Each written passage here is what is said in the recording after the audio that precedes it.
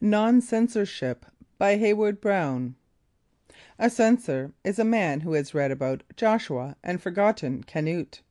He believes that he can hold back the mighty traffic of life with a tin whistle and a raised right hand. For after all, it is life with which he quarrels. Censorship is seldom greatly concerned with truth. Propriety is its worry, and obviously impropriety was allowed to creep into the fundamental scheme of creation. It is perhaps a little unfortunate that no right-minded censor was present during the first week in which the world was made. The plan of sex, for instance, could have been suppressed effectively then, and Mr. Sumner might have been spared the dreadful and dangerous ordeal of reading Jurgen so many centuries later. Indeed, if there had only been right-minded supervision over the modelling of Adam and Eve, the world could worry along nicely without the aid of the Society for the Suppression of Vice. Suppression of those biological facts which the Society includes in its definition of vice is now impossible. Concealment is really what the good men are after. Somewhat after the manner of the babes in the woods, they would cover us over with leaves. For men and women they have figs, and for babies they have cabbages. It must have been a censor who first hit upon the notion that what you don't know won't hurt you. We doubt whether it is a rule which applies to sex. Eve left Eden and took upon herself a curse for the sake of knowledge. It seems a little heedless of this heroism to advocate that we keep the curse and forget the knowledge. The battle against censorship should have ended at the moment of the eating of the apple. At that moment man committed himself to the decision that he would know all about life even though he died for it. Unfortunately, under the terms of existence of mortals, one decision is not enough. We must keep reaffirming decisions if they are to hold. Even in Eden there was the germ of a new threat to degrade Adam and Eve back to innocence. When they ate the apple, an amoeba in a distant corner of the garden shuddered and began the long and difficult process of evolution. To all practical purposes, John S. Sumner was already born. To us, the whole theory of censorship is immoral. If its functions were administered by the wisest man in the world, it would still be wrong. But of course the wisest man in the world would have too much sense to be a censor. We are not dealing with him. His substitutes are distinctly lesser folk. They are not even trained for their work, except in the most haphazard manner. Obviously, a censor should be the most profound of psychologists. Instead, the important posts in the agencies of suppression go to the boy who can capture the largest number of smutty postcards. After he has confiscated a few gross, he is promoted to the task of watching over art. By that time he has been pretty thoroughly blasted for the sins of the people. An extraordinary number of things admit of shameful interpretations in his mind. For instance, the sight of a woman making baby clothes is not generally considered a vicious spectacle in many communities, but it may not be shown on the screen in Pennsylvania by order of the State Board of Censors. In New York, Kipling's Anne of Austria was not allowed to take the wage of infamy and eat the bread of shame. In a screen version of The Ballad of Fisher's Boarding House, thereby a most immoral effect was created. Anne was shown wandering about quite casually and drinking in conversation with sailors who were perfect strangers to her. But the censors would not allow any stigma to be placed upon her conduct. Indeed, this decision seems to support the rather strange theory that deeds don't matter so long as nothing is said about them. The New York Picture Board is peculiarly sensitive to words. Upon one occasion a picture was submitted with the caption, "The air of the South Seas breathes an erotic perfume." Cut out erotic came back the command of the censors. In Illinois, Charlie Chaplin was not allowed to have a scene in The Kid in which, upon being asked the name of the child, he shook his head and rushed into the house, returning a moment later to answer, "Bill." That particular board of censors seemed intent upon keeping secret the fact that there are two sexes.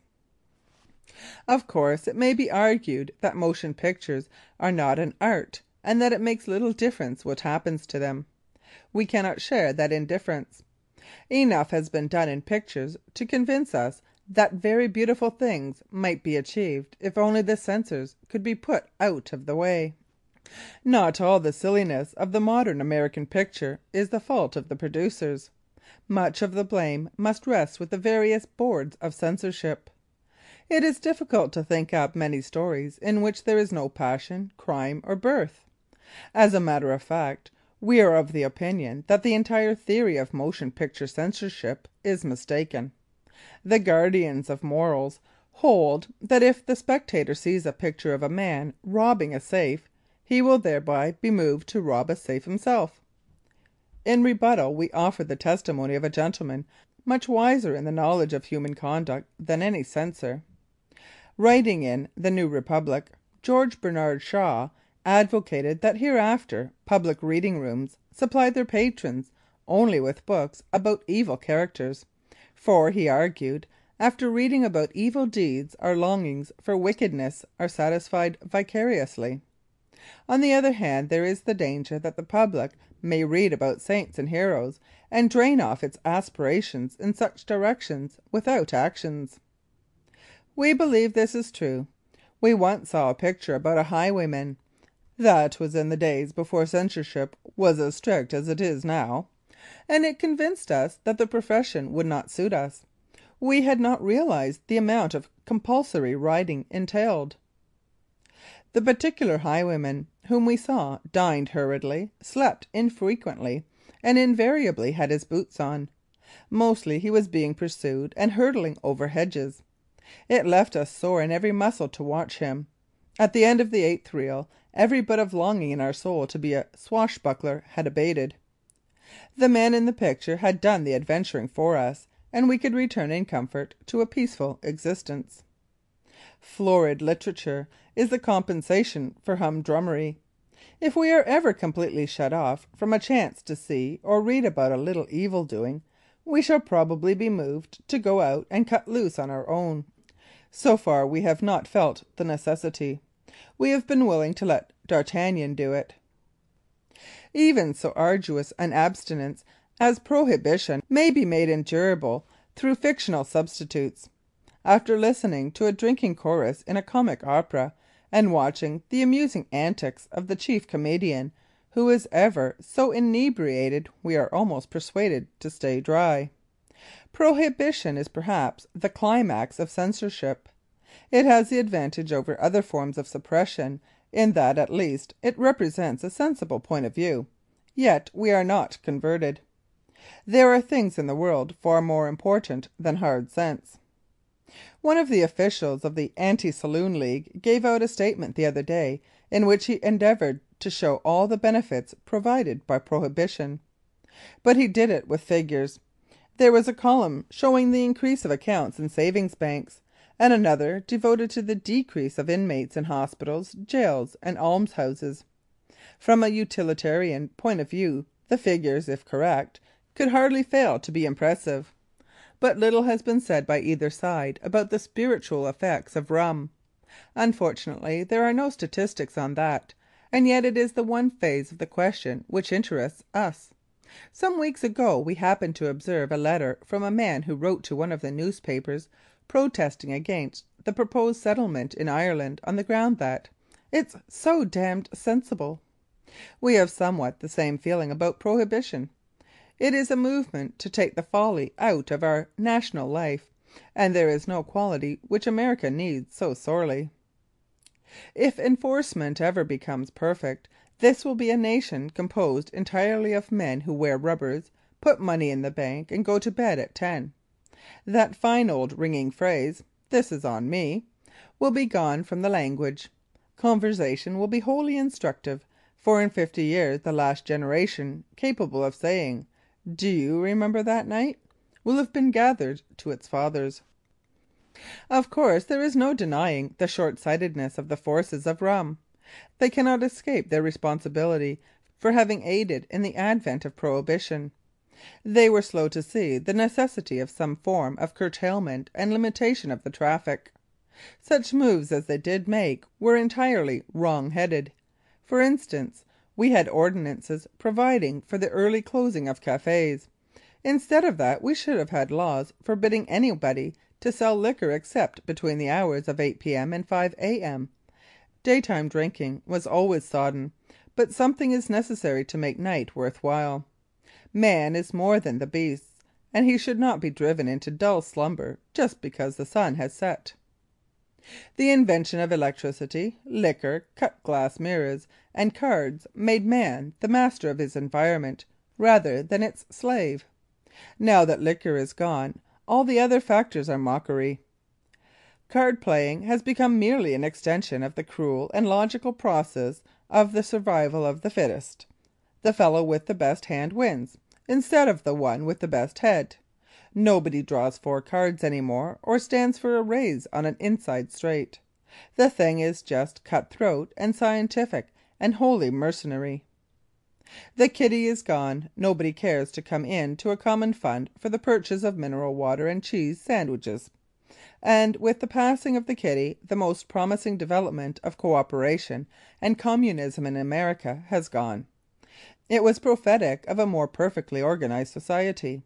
In the days of the kitty, the fine socialistic ideal of "from each according to his abilities, to each according to his needs" was made specific and workable.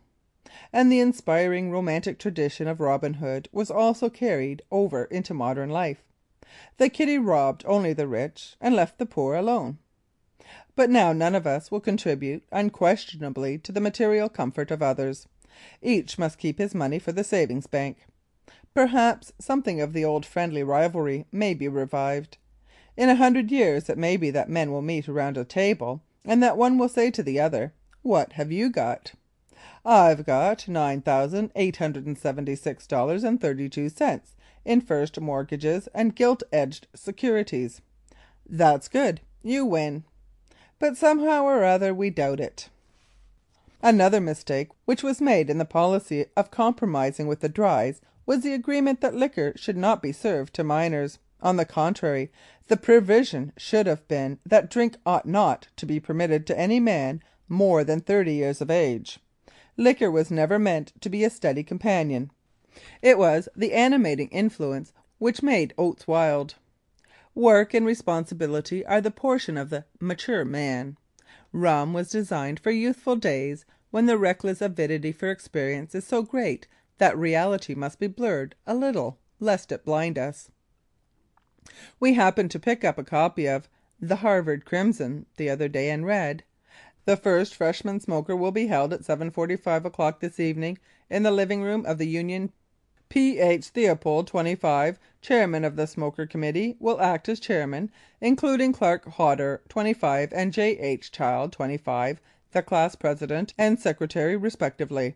After the speeches there will be a motion picture and some vaudeville by a magician from Keith's. Ginger ale, crackers and cigarettes will be served. All freshmen are invited to attend." They used to be called freshman beer nights, and in those days the possibility of friendship at first sight was not fantastic. We feel sure that it cannot be done on ginger ale. The urge for democracy does not dwell in any soft drink.